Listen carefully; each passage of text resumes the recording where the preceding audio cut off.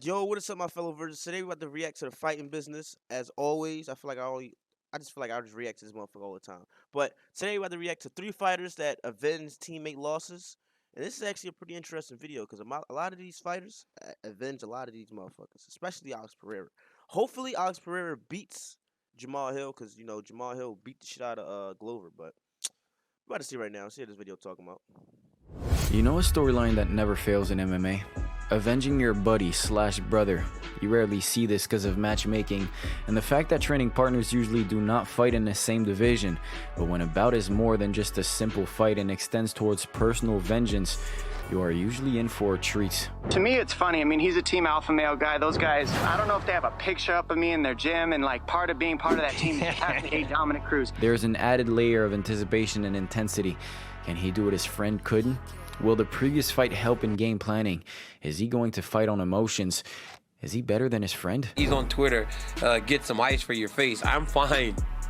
If that is the best you got, he's in trouble. All those questions, and suddenly, it's not just a regular UFC fight. It's a personal battle for one guy and an opportunity to inflict ultimate defeat for his opponent. Welcome to the fighting business. The Patreon is up if you're looking for our music playlist, our magnificent thumbnail designs, monthly Q&As, and even some editing breakdowns and SEO masterclass. Have a look at it. Now, if you can't defeat him yourself... So, are y'all paying for that? Or, because I know I'm not. I'm going to just be a viewer, Send someone else to do your dirty. This is what the folks here did. Or maybe it just worked out that way. Karma just works like that sometimes. And here are 3 examples. Spoiler alert. The guy out to avenge one every single time. I wonder why.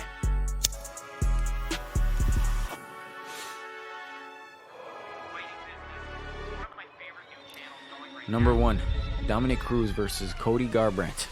Team Alpha Male was and still is a top-ranked MMA gym. Faber started it years ago, and the place has consistently produced contenders, even champions.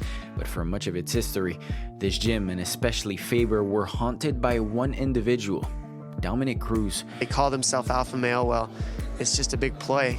There can only be one. Cruz didn't just beat Faber once, he beat him twice. He also beat Joseph Benavidez, another alpha male contender, twice as well. I know he beat TJ Dillashaw, but I don't know if that counts. Dominic Cruz, his confidence and the fact that he really deals with pressure very, very well. Oh man, yeah, he's the real thing. He's the absolute real thing. Regardless, Cruz was the bane of Team Alpha Male, and when Dominic Cruz at one point was just like a fucking beast, bro.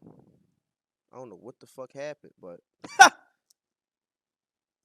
Faber was beat up by the UFC 199 trilogy, he voiced his support for his protege Cody Garbrandt to be next in line to face Cruz. I hope he can keep it all together after the fight with Cody. Yeah. So you're gonna give him a parting shot on the way out, Faber? You better get him a reservation at the hospital for that concussion he's gonna have after that, buddy. We can use some training partners for Cody. He's been knocking everyone out. That's good, man, because he's gonna be knocked out after this one. Cody No Love Garbrandt went from unranked to #1 contender in a single year, and many felt that he was no match for the much more experienced Cruz. I'm gonna cruise where you at. I stopped him out passing with you. I'm gonna break your jaw.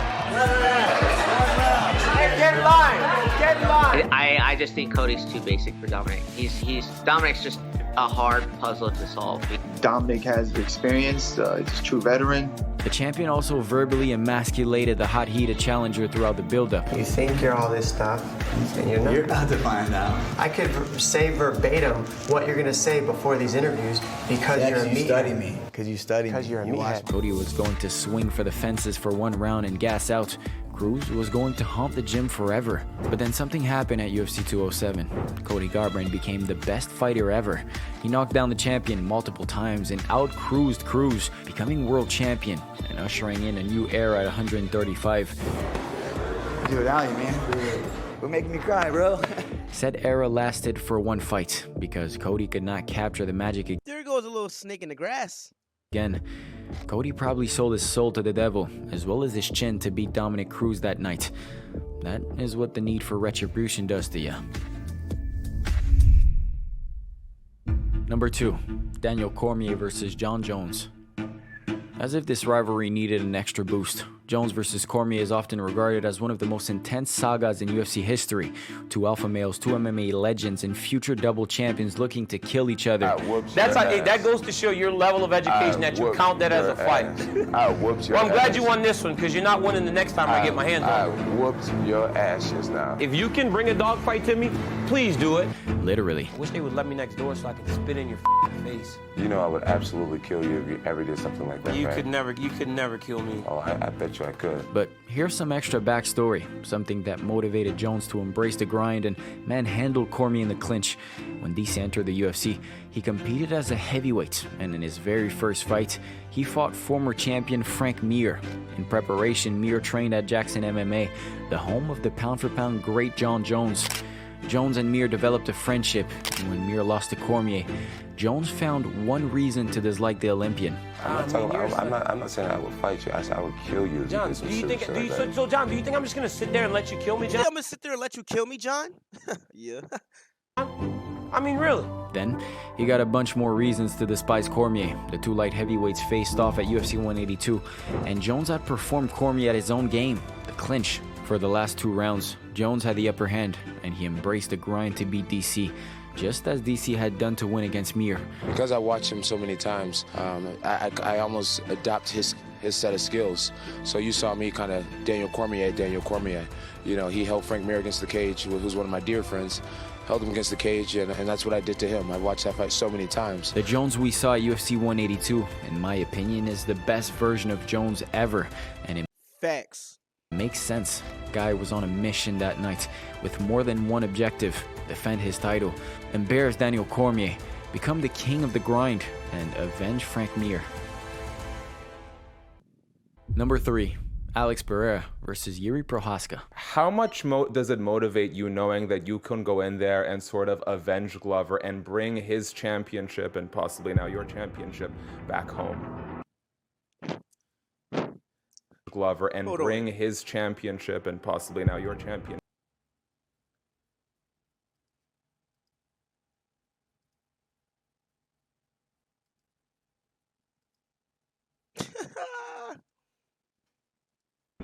Back home. In 2021, at 42 years of age, Glover Teixeira became the undisputed light heavyweight champion when he defeated Jan at UFC 267. The UFC veteran had been at it for years, had fought everyone from John Jones to Rumble Johnson, but towards the very end of his career, he did it. It was a feel-good story. The oldest fighter at 205 now ruled over a division of young killers, and if he could just defend the title just one time. Meu avô não acreditando, né, que tudo isso que aconteceu e meu avô ficava assim, do mundo. His first title defense was scheduled for UFC 275 against the samurai from Ryzen, Yuri Prochazka. The two light heavyweights came out guns blazing, carried the momentum all the way towards the end of the 5th, and with minutes left on the clock, Yuri was the guy who ended up victorious, forcing Glover to submit. It sucks, but props to him. I think he'd love to fight one more time in the States or Brazil. Glover fought once more after UFC 275 and retired. With his in-cage career over, the former champ focused on coaching, and out of all of his students, there was this one guy destined for MMA greatness. This guy, he didn't smile this big when he won the title. Alex is a different level. He's a different beast. He's come to a point in our life that's like, that come to retire. If somebody else can do better than you, why not help him to achieve even more? That student of his eventually moved up to light heavyweight, seeking a second belt. But if he could get some vengeance for his teacher, then even better. But looking through the other side of being able to bring Glover's belt back and put that back in the gym, that means a lot to him. The division was missing its king, and Pereira, with one victory, was granted a shot at the vacant title. And by that time, Glover's old foe, the guy who defeated him and ended his fairy tale run, had returned from the sidelines. At UFC 295, Poatan got a chance at both gold and revenge. Regardless, we're not going to use that as a result or think that this fight is going to be easy because Glover already fought him. But Glover, with all the experience that he already helped me regardless, whether for this fight or for the previous fight, he plays a big part on that. Glover was in the corner of the former middleweight champion, and Alex delivered a signature left hook from hell in the second round, becoming the first man to defeat Yuri in the UFC. The second belt felt damn good, but knowing the brotherhood between Glover and Alex, defeating Yuri was more than just a personal glory. That guy that Glover lost to in his last fight will most likely be next for Alex Pereira, and I guess there is some more revenge business to take care of. Imagine beating up the guy. Yo, low key, Jamal Hill face looked pretty concerned, bro. Brotherhood between Glover and Alex, defeating Yuri was more than just a personal glory. That guy. His face looked kind of concerned, bro. That Glover lost to in his last fight will most likely be next for Alex Pereira. It's like that last part, he just like. Be next for Alex Pereira. Look, he just. And I guess there is some more revenge business to take. Bro, I'm not saying he's scared. He just looked like kind of concerned, like, cause like, bro, look at this shit. Care of. Imagine beating up the guy who beat up your friend. Feels good, yeah? You avenge your buddy and alpha the other guy. Now imagine the person you're out to get is a trained killer, and this plays out in front of millions of people, and everyone witnesses the karma you deliver on behalf of your friend. Must feel fucking incredible. Get YouTube SEO Masterclass, editing, breakdown. Alright, listen, bro. Fuck with you, but I'm not spending no money, bro. You already make a lot of money doing this shit, bro. But I hope y'all enjoyed this fucking motherfucking video. You feel what I'm saying? Always avenge your brothers, your sisters, your cousins, whatever y'all gotta offend. You feel me? I said offend. I mean defend. But let me get the fuck over this joint, bro. I'm talking to